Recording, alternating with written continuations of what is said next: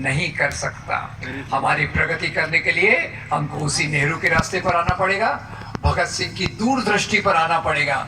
और भगत सिंह उससे भी आगे जाकर कहते हैं कि अगर अंग्रेजों के जाने के बाद इसी प्रकार की शोषण की व्यवस्था बनी रहे तो देश में हमने कुछ हासिल नहीं किया। हमारा उद्देश्य होना चाहिए कि मजदूर को बराबर मजदूरी मिले, किसान को बराबर उसका हक मिले, नौजवानों को नौकरी मिले। और वो इस समाज की कल्पना करते थे जिसको मोटे तौर पर मैं समाजवाद कहूंगा।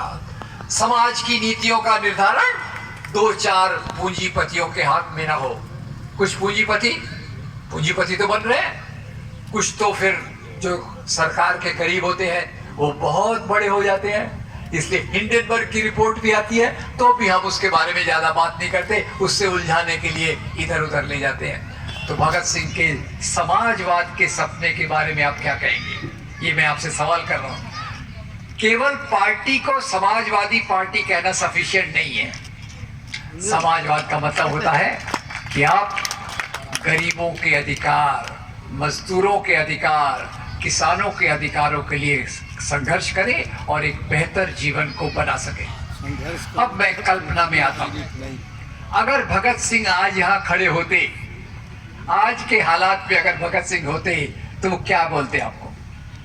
मेरा तो वो दर्जा नहीं है कि मैं भगत सिंह के लेवल पे बात कर सकूं। मोटे तौर पर मुझे लगता है भगत सिंह सबसे पहले कहते कि इस देश में जो नफरत फैलाई गई है वो हमारी अवनति, हमारे नीचे गिरने का आधार है।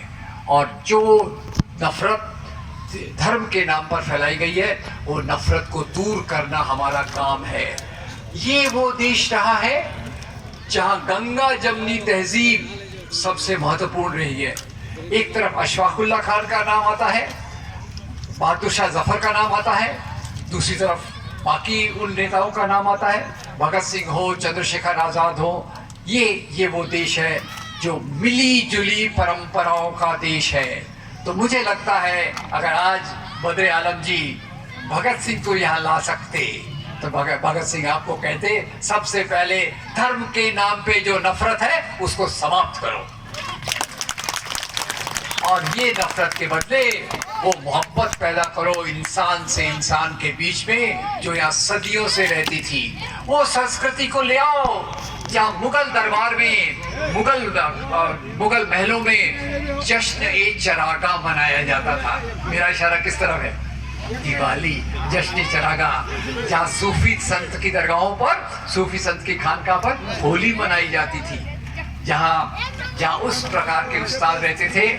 उस्ताद बिस्मिल्लाह खान जो हिंदुओं के पवित्र शहर बनारस में, हिंदुओं की पवित्र नदी गंगा के किनारे, हिंदू मंदिरों की सीढ़ियों पर देवी देवताओं को समर्पित करके शहनाई की कला को विकसित करते थे।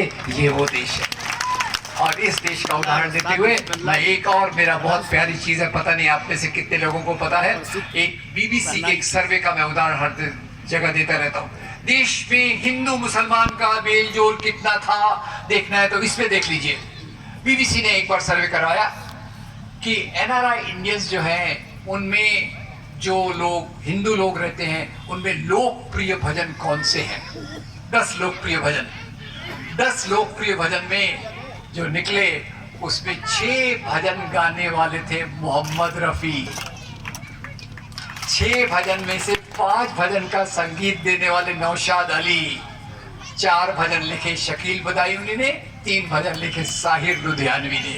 और उसका एक उदाहरण मैं आपको दे दूं, बैजू बावरा, मन तड़पत हरि दर्शन को आज, लिखने वाले का नाम शकील बदायूनी, गाने वाले का नाम मोहम्मद रफी, संगीत देने वाले का नाम नौशाद अली।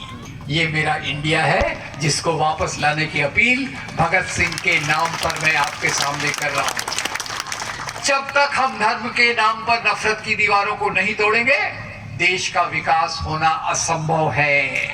जिस पार्टी को आपको वोट देना है दे दीजिए, पर हिंदू मुस्लिम, हिंदू क्रिश्चियन, क्रिश्चियन मुस्लिम, इनमें जब मोहब्बत की बात हम पैदा नहीं करते, आप भूल जाइए कि देश का विकास होगा, भूल जाइए गरीबी दूर हो गई, भूल जाइए कि नौजवानों को रोजगार मिलेगा।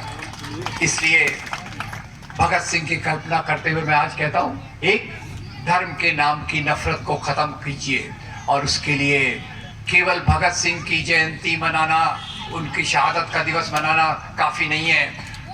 मैं भगत सिंह के रास्ते पर चलकर क्या कर सकता हूं, ये हम में से हर एक व्यक्ति को सोचना चाहिए। लेक्चर अच्छा हुआ, मीटिंग अच्छी हुई, मुबारक हो, ये सफिशिएंट नहीं है। हम में से अगर भगत सिंह अपनी जिंदगी का 100% देश के लिए दे सकते हैं, तो क्या हम जैसे सामान्य लोग अपनी जिंदगी का 2%, 5%, 10% समाज के लिए नहीं दे सकते? और इतने सारे लोग अगर समाज के लिए देंगे तो निश्चित रूप से हम अपनी कम्युनिटी में मोहब्बत की बातों के लिए काम करेंगे, गरीब लोगों के, मजदूरों के, किसानों के आंदोलन का साथ देंगे, उनके साथ जुड़कर खड़े रहेंगे, और जो हमारा लोकतंत्र है उसको मजबूत करने के लिए, संविधान को मजबूत करने के लिए हम क्या अपनी कम्युनिटीज में कार्यक्रम कर सकते हैं? ये तो बहुत बड़ा कार्यक्रम है, विशाल कार्यक्रम है, पर हम में से हर एक, क्या हम व्हाट्सएप ग्रुप बना सकते हैं जिसमें से अच्छे मैसेजेस लेकर हम लोगों तक पहुंचाए? भगत सिंह ने सोचा था मैं कोर्ट में बयान दूंगा, पूरी दुनिया में मेरा, देश में मेरा बयान चला जाएगा। आज वो पॉसिबल नहीं है। तो क्या हम में से हर एक व्यक्ति व्हाट्सएप ग्रुप बना सकता है, अच्छे मैसेजेस को आगे ले जा सकता है? और उसके लिए बहुत सारे वीडियो हैं, बहुत सारे बाकी साधन हैं जिसका आप उपयोग करेंगे ऐसा। और अंत में मेरी अपील है, आज यहाँ से हम एक अपने आप को प्रॉमिस करें कि भगत सिंह का मैं आदर करता हूँ, और वो आदर तभी सच्चा साबित होगा जब मैं उनके रास्ते पर चलकर समाज के लिए, समाज की एकता के लिए, समाज में समाजवाद आने के लिए काम करूँगा। Thank you very much.